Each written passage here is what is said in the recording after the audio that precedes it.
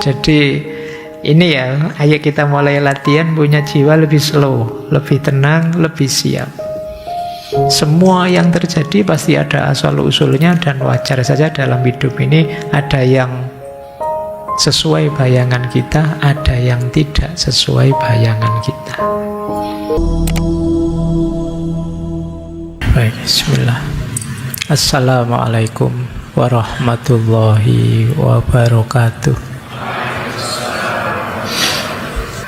Bismillah, mari kita lanjutkan belajar kita, ngaji filsafat kita. Baik, kita mulai ya. Ini mulainya agak telat, jadi saya tidak akan cerita biografi riwayat hidup.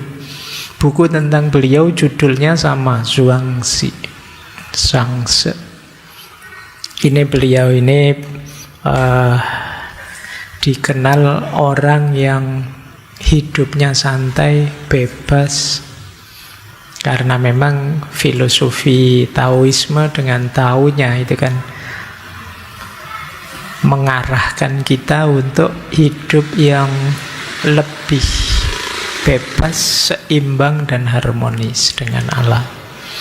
Kita review sedikit gagasan beliau yang nanti kita kenal dengan puasa pikiran, yang itu yang kalau istilahnya adalah Shinsai, itu bagian dari Taoisme. Jadi kenapa sih pikiran harus dipuasakan? Karena pikiran kita itu biasanya terlalu sibuk isinya konsep-konsep, teori-teori macam-macam yang itu kita pakai untuk hidup, yang kadang-kadang membuat hidup ini jadi rumit, jadi ruwet. Nah, maka di antara jalan untuk kita bisa hidup bahagia, nyaman, itu mempuasakan pikiran. Ayo ya kita mulai belajar. Yang pertama tentang Tao. Tao dulu, atau Dao, itu dulu pernah kita bahas di sesi Taoisme ya. Ini menjelaskannya susah. Jadi bisanya yuk kita alami, kita sadari ada satu prinsip tertinggi asal segala sesuatu yang tidak terdefinisi, tidak berbentuk, tapi dialah dasar dari semua hal. Kemudian mengalir di balik alam semesta, sulit dijelaskan dengan kata-kata, tapi bisa kita rasakan saat kita menjalani hidup secara alami. Jadi, karena tidak bisa dijelaskan, saya tidak menjelaskan.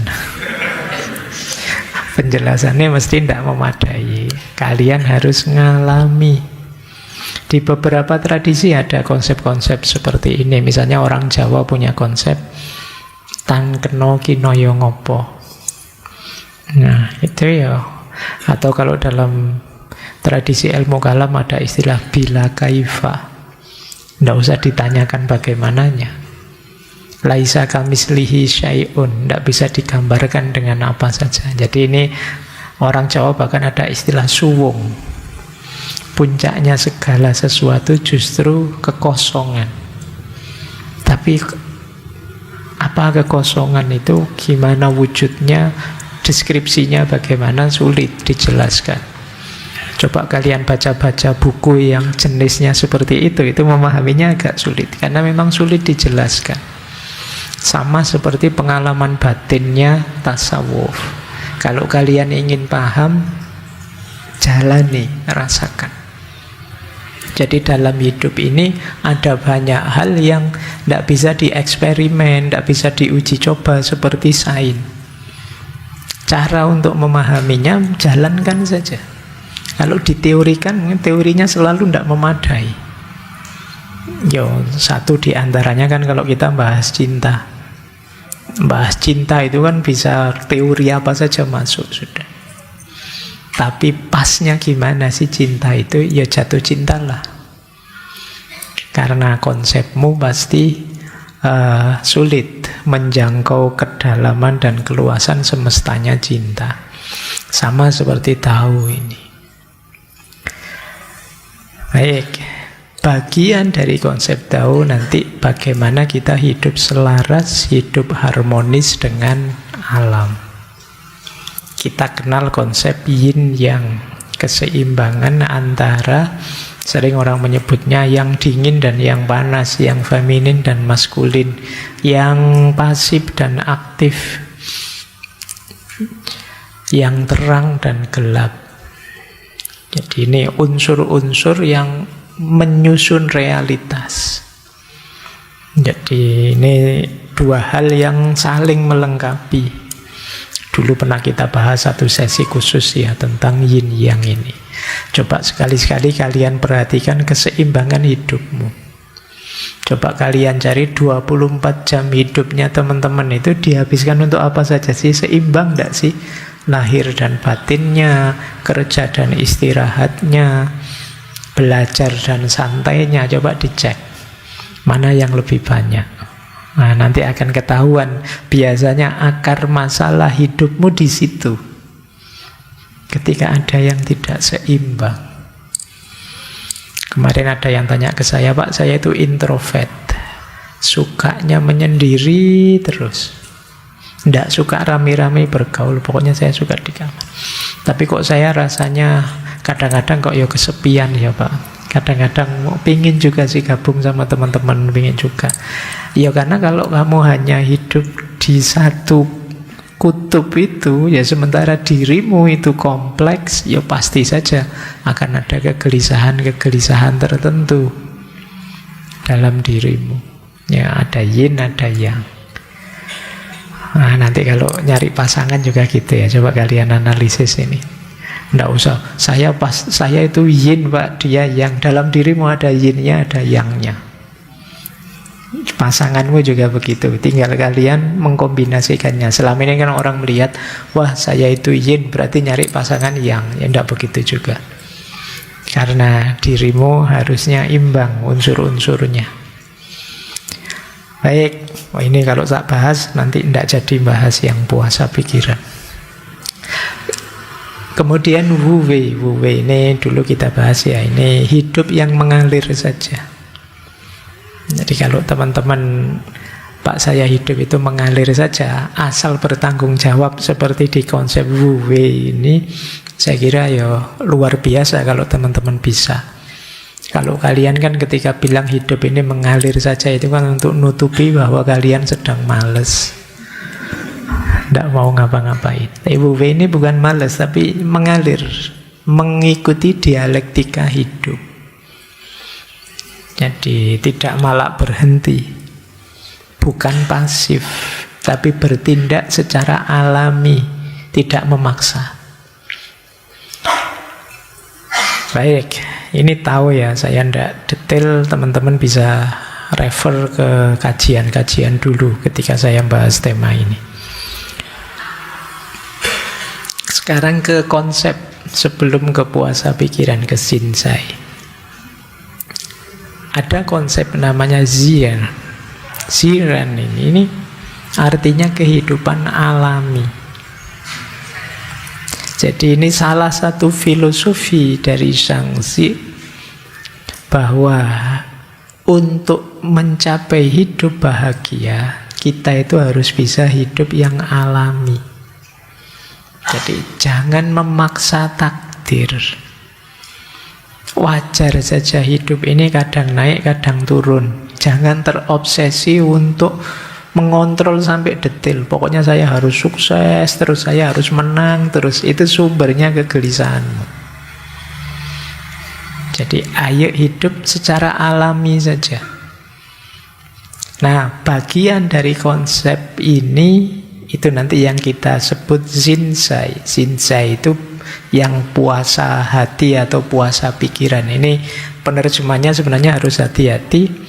Saya menyebutnya puasa pikiran untuk memudahkan saja. Ada yang menerjemahkannya puasa hati.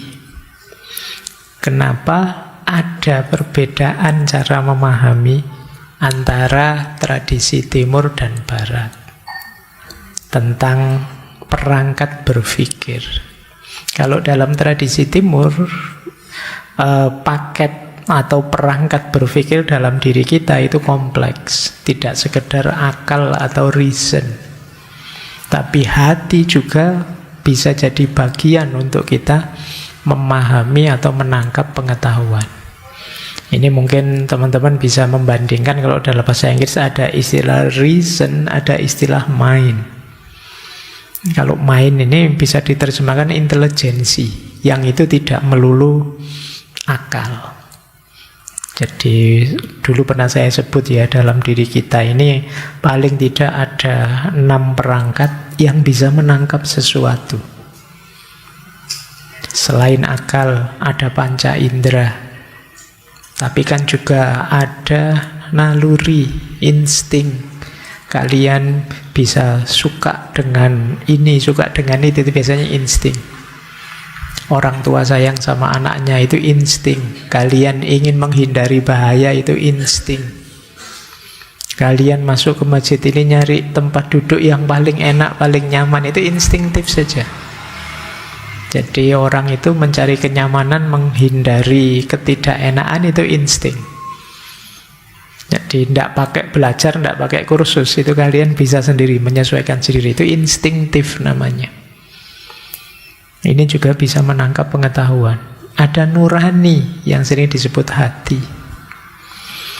Nurani itu ya tidak sama persis dengan reason tadi. Kalau ada temanmu misalnya sakit parah, uangnya habis, itu kalau kalian pakai reason saja, terus kalian cuek saja, itu kan dia yang sakit, bukan teman juga, bukan anak saya juga, bukan saudara, bukan apa, terserah dialah, dia mau berobat apa enggak, sakit apa enggak. Kalau pakai akal sah kita begitu, tapi kalau pakai nurani mungkin rasanya tidak tega ya, maksud dia sakit, tidak bisa berobat, ya tak bantulah sedikit-sedikit. Itu nurani, itu hati. Jadi menangkapnya tidak pakai akal, tapi pakai nurani, pakai hati. Ada kalanya menangkapnya pakai intuisi, insting saja. Insting ini pengetahuan yang hadir dalam diri kita tanpa diproses pakai rasio, pakai lain-lain, pokoknya rasanya kok ngerti saja. Kalau dalam agama ada ilmu laduni, ini sifatnya intuisi. Nah, nanti kita masih punya imajinasi, ternyata alat kita banyak, meskipun nanti oleh paradigma modern dibatasi.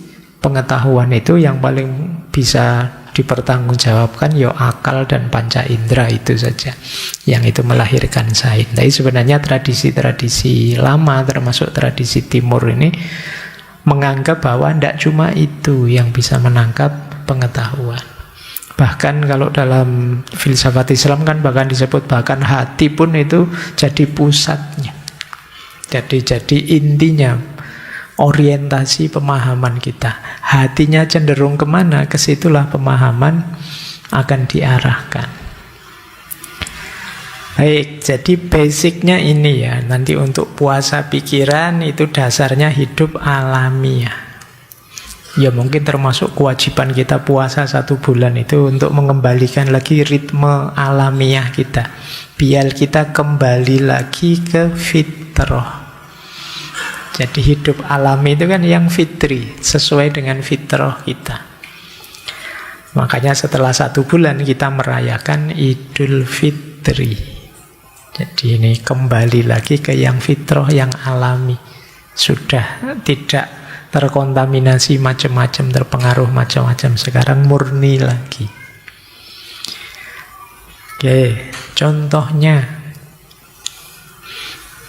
Ini contohnya hidup yang mengalir ya. Seperti apa sih hidup mengalir itu? Tadi kan disebut hidup mengalir itu bukan berarti hidup yang tidak aktif, tapi ya aktif. Hidup mengalir itu hidup pertama orang yang mampu menyesuaikan diri dengan perubahan, tidak menutup mata bahwa dunia ini berkembang terus. Jadi misalnya kalian tiba-tiba kok dapat surat peringatan dari kampus, mau DO misalnya. Nah itu kan ada perubahan kan, wah ini gimana ini ya, oh iya bisa menyesuaikan, oh berarti saatnya saya harus menggenjot biar tahun ini bisa segera lulus biar tidak kena DO. Kalian bisa menyesuaikan. Tiba-tiba pulang ke rumah ditanya orang tua, kamu sudah umur 20 sekian loh ya, saatnya nikah. Tetangga sana sudah nikah, yang sana sudah punya anak 2, yang sana. Loh itu kamu ndak panik, ya ndak stres, ya ndak galau, ya terus kamu bisa beradaptasi. Oh berarti saatnya saya harus mulai lebih fokus ke situ, mulai mikir siapa jodoh. Kalau kalian kan kadang panik, susah beradaptasi, susah menyikapi ada perubahan. Kok ya tiba-tiba dipecat dari pekerjaan. Ya sudah, mungkin ada yang lebih baik dibandingkan pekerjaan kemarin. Saatnya saya mencari lagi. Nah ini jadi hidup yang mengalir, bisa menyesuaikan dengan perubahan. Jadi mengalir saja itu bukan berarti cuek. Terus yang kedua, tidak memaksakan kehendak. Segala sesuatu itu ada ritmenya, ada polanya. Jangan makso. Hari ini kan di antara banyak problem kita itu ingin segera, ingin cepat, ingin mencapai ini, mencapai itu, tidak sadar proses. Jadi padahal semuanya ada siklusnya, ada polanya. Ingin pinter segera, ingin sukses segera, ingin lulus segera. Kemarin saya ikut ada seminar pendidikan, itu temanya fast track. Oh, jadi sekarang kamu kuliah itu ada jalur cepat. S1, S2 sekian tahun terus bisa lulus. Ya luar biasa bisa begitu. Tapi ya semoga kamu tidak tersiksa dengan itu. Jadi sebenarnya belajarkah, bekerjakah kalian menuju sesuatu kan ada prosesnya. Ikuti saja hukum sunnatullahnya. Dulu kita pernah belajar Vandana Siva, betapa gelisahnya beliau ketika para petani berusaha melakukan rekayasa-rekayasa agar panen lebih cepat, lebih banyak, terus yang terjadi kerusakan ekosistem. Jadi tidak sabar mengikuti proses, ingin memaksakan kehendaknya. Nah ini kalian juga harus hati-hati ya. Pinter ya ada prosesnya. Harus sabar. Tidak ujuk-ujuk terus bikin prompt di ChatGPT. Kan gampang Pak, itu langsung ada jawabannya. Iya sih gampang, cuma kan kamu langsung instan ke sana. Padahal setiap ilmu, setiap wawasan, setiap pengetahuan itu ada asal-usul, ada konteks, ada proses. Jadi jangan memaksakan kehendak. Mengalir itu begitu. Karena kadang-kadang kita itu kalau sudah punya keinginan, sudah tidak peduli kiri kanan. Tidak peduli efek ini, efek itu, yang penting terpenuhi. Kadang sampai lupa makan, lupa tidur. Ini namanya memaksakan kehendak. Yang ketiga, mengalir, alami, sesuai kodratnya. Itu saya tadi baca buku yang contohnya menarik.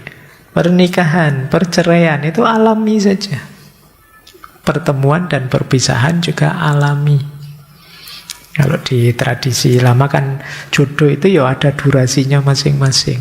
Tidak cuma jodoh kita siapa, tapi durasinya berapa, itu saya kemarin baca itu juga ada durasinya. Jodoh kita ngaji hari ini sebenarnya rencananya 2 jam, cuma kan ada halangan-halangan ya ketemunya paling 1,5 jam.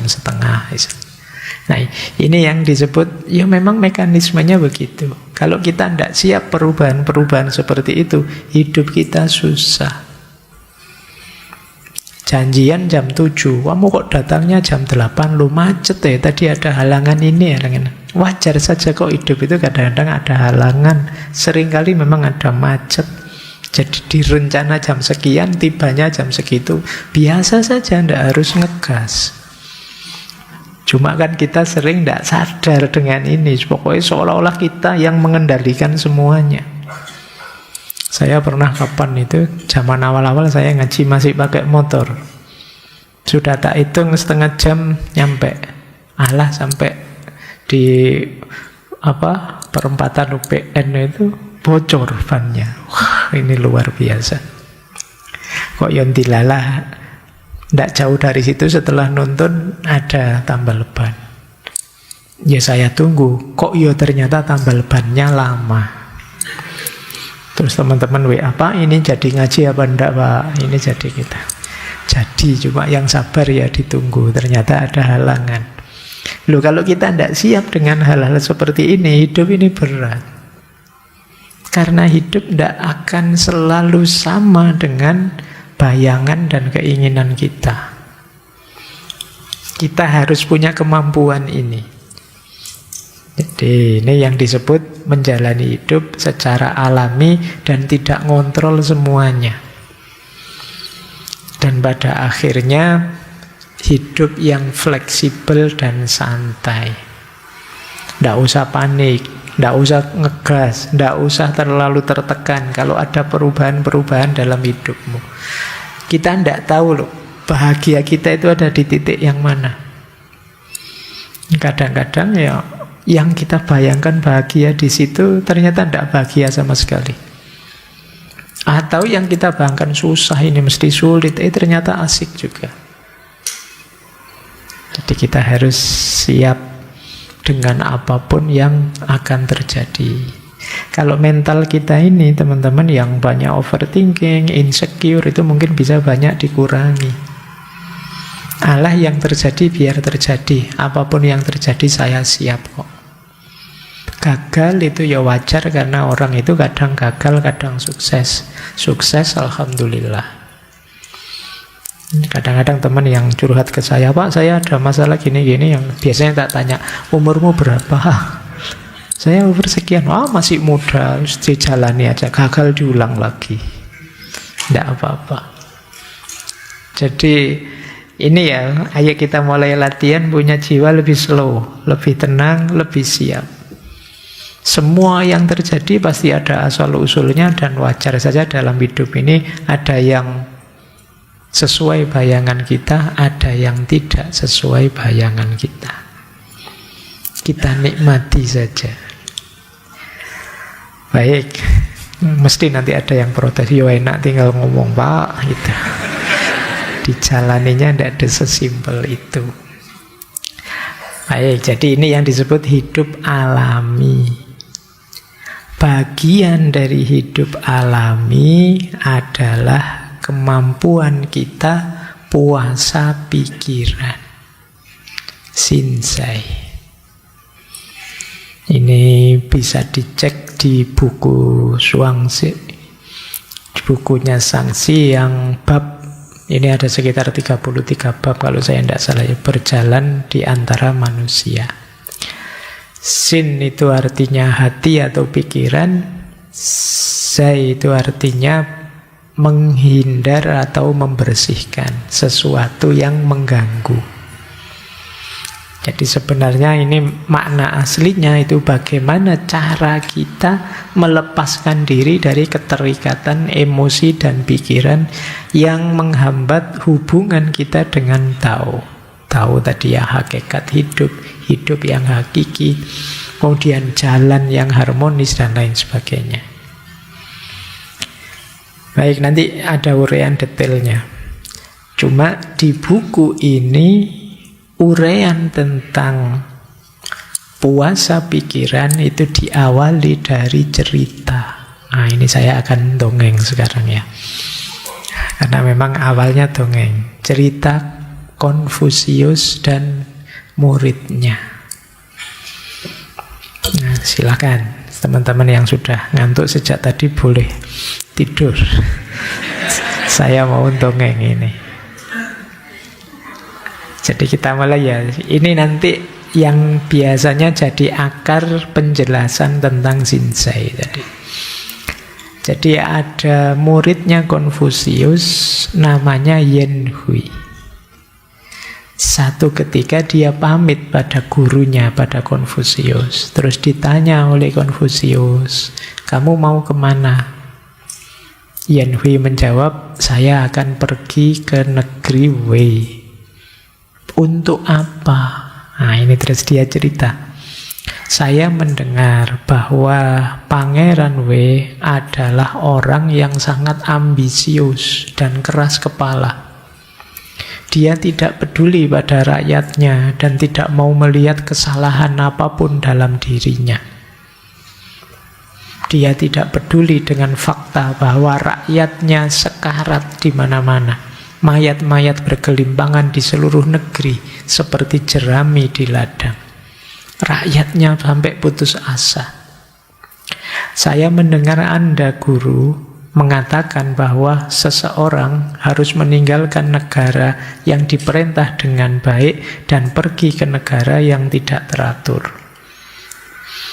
Di depan pintu dokter ada banyak orang sakit. Jadi orang-orang yang punya kemampuan, punya kualitas, punya hal untuk diabdikan, ya jangan segan untuk datang ke negara atau ke tempat, ke wilayah yang perlu bantuan. Itu sederhananya itu.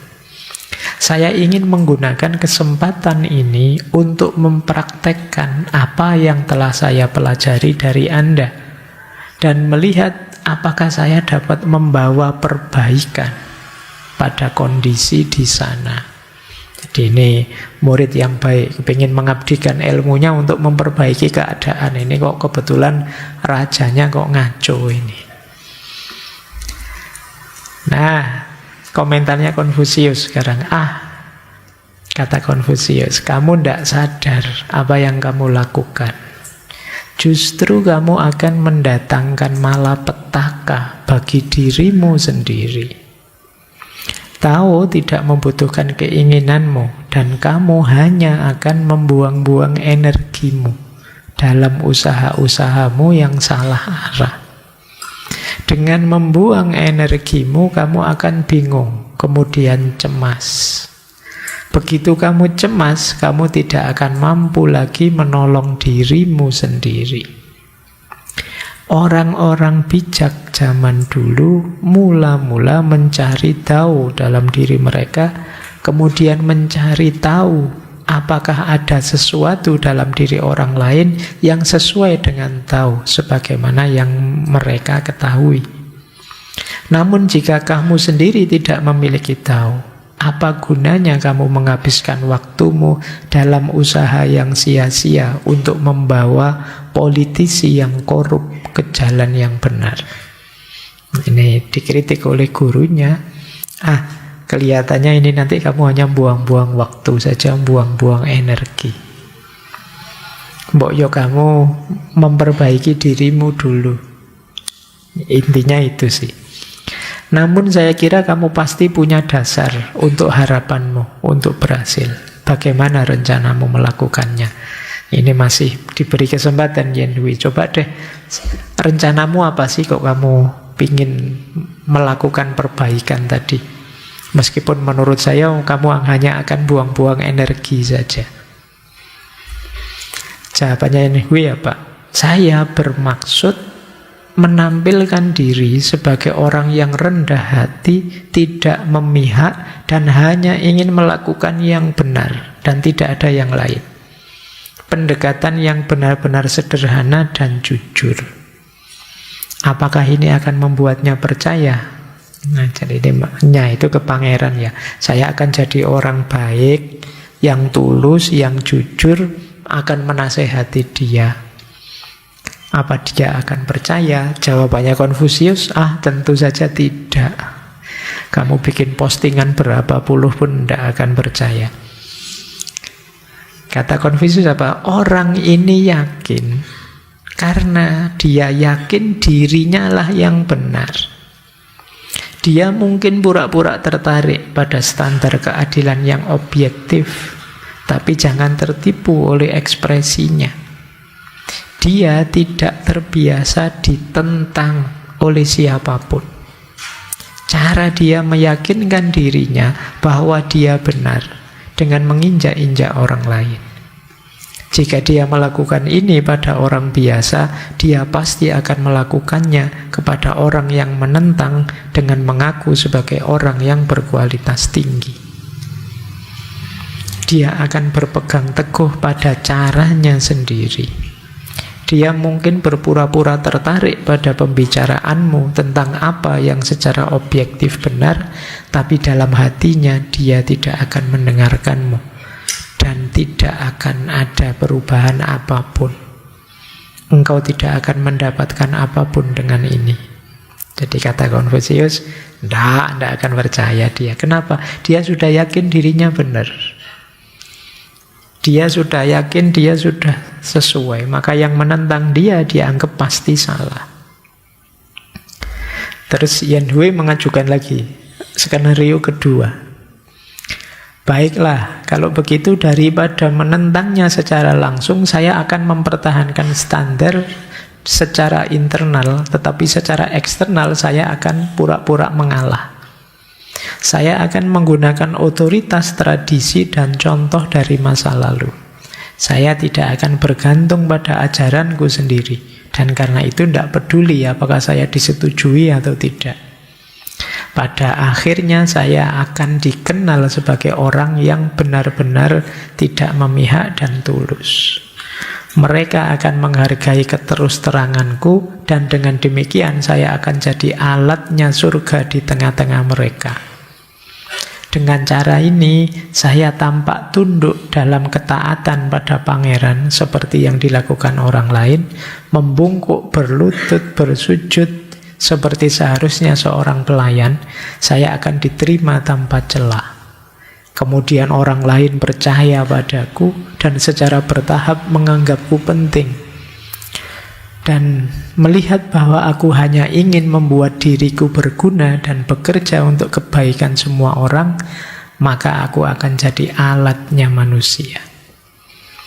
Sementara itu, semua yang ingin aku katakan akan diungkapkan dengan konteks tradisi kuno. Aku akan bekerja dengan tradisi suci para bijak kuno, meskipun apa yang kukatakan mungkin secara objektif merupakan kutukan atas perilaku pangeran.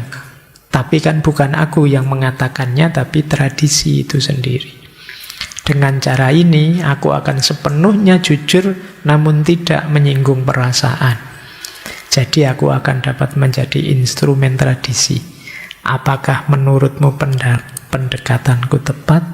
Jadi skenario kedua, saya tidak akan ceramah-ceramah, nasihat-nasihat, nyuruh-nyuruh.